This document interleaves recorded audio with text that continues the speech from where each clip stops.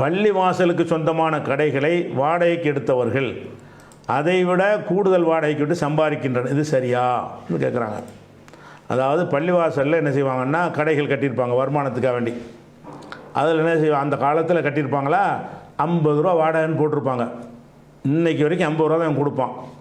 இவன் தொழில் பண்ண மாட்டான். இவன் என்ன செய்வான், வேறு ஆள்கிட்ட கொடுத்து 5000 ரூபா வாங்குவான். 5000 ரூபா வாடகை வாங்கிட்டு இவன் பள்ளிவாசல் கொடுக்குற 50 ரூபா. அதே மாதிரி 5000 இல்லை 10,000 1 லட்சம் வாங்குறதுலாம் இருக்குது.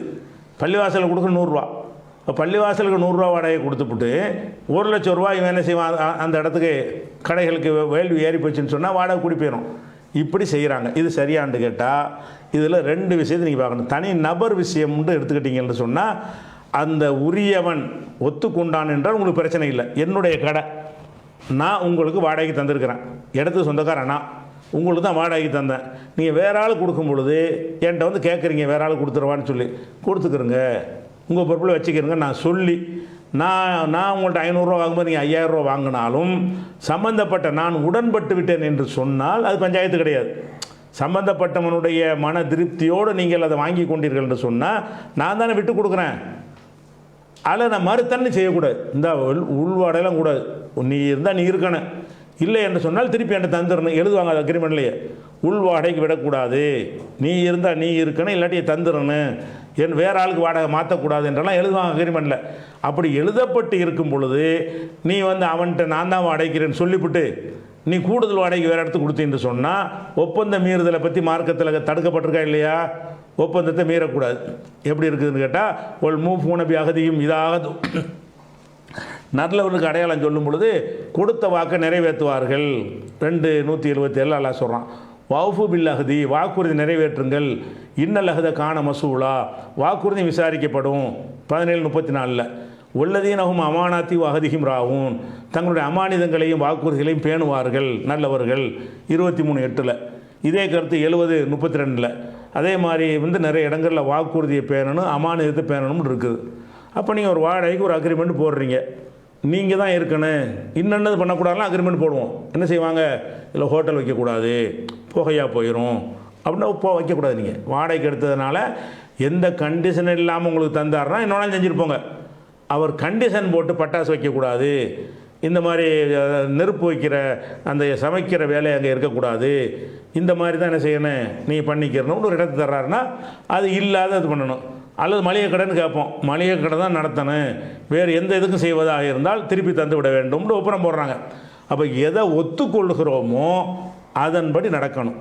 அப்போ வாடகைதாருடைய விஷயம் வந்து அவரை ஒத்துக்கிட்டார்னா நீங்கள் உள்வாடகை விட்டு போயிடலாம். ஆனால் பள்ளிவாசல் விஷயத்துக்கு எந்த ஒரு நபரும் உரிமையாளர் கிடையாது, அதனோட நிர்வாகி உரிமையாளர் கிடையாது.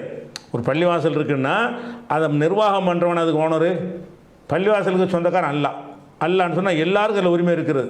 அப்போ எல்லோரும் நம்ம என்ன பார்க்கணும், அது ஏன்டா அல்லாவுடைய பள்ளிக்கு உரிய விஷயம். அதில் வந்து 10,000 ரூபா வாடகை வந்து வெளியில் அவன் வாங்குகிறான், இவன் பள்ளிவாசலுக்கு 500 ரூபாய் 50 ரூபாய் கொடுக்குறான், அல்ல 500 ரூபாய் கொடுக்குறான். இது அல்லாவுடைய விஷயத்தை எடுக்க இவன் யார்? இது இந்த முத்தவள்ளி அனுமதிக்க இவர் யார்? அவருக்கு ஏதாவது லஞ்சத்தை கொடுத்துட்டான்னு வைங்களேன், அவர் கண்டுக்கிற மாட்டார். அப்போ பள்ளிவாசலுக்கு உரிய விஷயத்தில் வந்து அதனுடைய நன்மை எதுவோ அதை நம்ம தான் முடிவு செய்யணும். அந்த பள்ளி நிர்வாகம் முடிவு செய்கிறது கிடையாது, அவர் ஓனர் கிடையாது அவர். அப்போ அல்லாவுடைய பள்ளிவாசல்னு வரும் பொழுது நிறைய ஊர் நம்ம பார்க்குறோம், நிறைய பள்ளிவாசல்களில் அந்நியாயத்துக்கு அந்த வாடகை எடுத்துக்கிட்டிங்கன்னாங்க தர வாடகை 6 ரூபாய் 7 ரூபாலாம் வாங்குறாங்க. 6 ரூபா 7 ரூபான்னு அந்த காலத்தில் வேறு இடத்த கொடுத்துருப்பாங்க. ஒரு கட்டடத்தை கட்டிக்கிட்டு தர வாடகைன்னு என்ன செய்கிறது 6 ரூபா கொடுப்பாங்க. இன்றைக்கி வரைக்கும் 6 ரூபா கொடுத்துட்ருக்குறாங்க. ஆனால் இவன் என்ன செய்கிறான், இவன் இல்லாமல் வேற ஆள்கிட்ட மாற்றி 20,000 ரூபா வாடகை வாங்குறான். ஒரு 6 ரூபா கொடுத்துக்கிட்டு 20,000 ரூபா வாடகை திங்கிறான். இது ஹலால் ஆகுமா? இது அல்லாவுடைய இடம், அது அல்லாவுடைய பள்ளிவாசல் நிர்வகிக்கிறதுக்குரிய இடம், பள்ளிவாசல் சொந்தமான ஒரு இடம். அதனுடைய வளர்ச்சிக்காகத்தான் அந்த கடையை ஒருத்தன் கட்டி கொடுத்துருப்பான். அந்த பள்ளிவாசலுக்கு வாடகை கட்டி கொடுக்குறதா இருந்தால் ஏதாவது தனவந்தர்கள் வந்து நாங்கள் 10 கடையை கட்டி விட்டோம்னா அதில் வருமானம் வரும், அதை வச்சு கரண்ட் பில் கட்டிக்கிறவங்க, அதை வச்சு இமாமுக்கு சம்பளம் கொடுப்பீங்க, அந்த நிர்வாக பணி பார்த்துக்கிருவீங்கன்னு ஒருத்தர் கட்டித்தர்றான். அவன் கட்டித்தரதுக்காக வேண்டிய பள்ளிவாசல் நன்மைக்கு தானே. பள்ளிவாசல் நன்மை என்று சொல்லும் பொழுது அதை ஒத்த நிர்வாகி வந்து எவனுக்கு விட்டு கொடுக்க அதிகாரம் கிடையாது, அவனுடைய சொந்த சொத்தை விட்டு கொடுத்து போகலாம். பள்ளிவாசல் விஷயம் வந்து என்ன செய்யணும், பள்ளிவாசலுடைய எது நன்மையோ அதை தான் நம்ம செய்யணும். பள்ளிவாசல் எது நன்மை, மொத்த வாடகையும் பள்ளிவாசலுக்கு போனால் தான் அது நன்மை.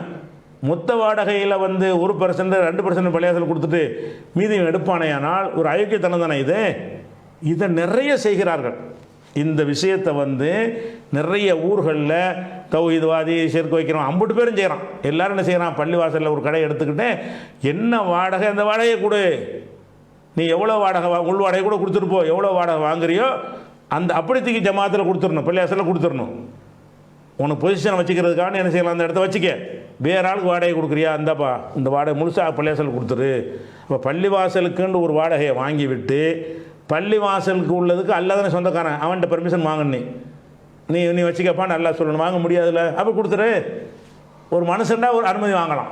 ஒரு மனுஷனோட இடமாக இருந்தால் வாடகைக்கு விட்டுட்டு என்ன செய்யலாம், வேறு ஆளுக்கு நான் விட போகிறேங்க, விட்டுறவா, நீங்கள் ஒத்துக்கிறீங்களா, நான் கூட வாடகைக்கு விட போகிறேன், வந்தால் விட்டுரு போ செய்யலாம். ஏன்னா அனுமதி கொடுத்துட்டான், மறுத்தானே செய்யக்கூடாது. அல்லாஹ்வுடைய பள்ளிவாசலுக்கு வந்து பர்மிஷன் கொடுக்குற அல்லா தானே கொடுக்கணும்.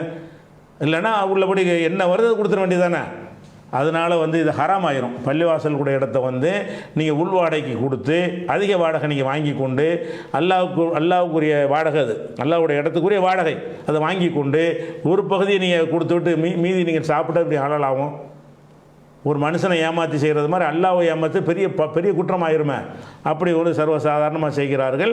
அது தப்பு. யார் செஞ்சாலும் என்னது தப்பு.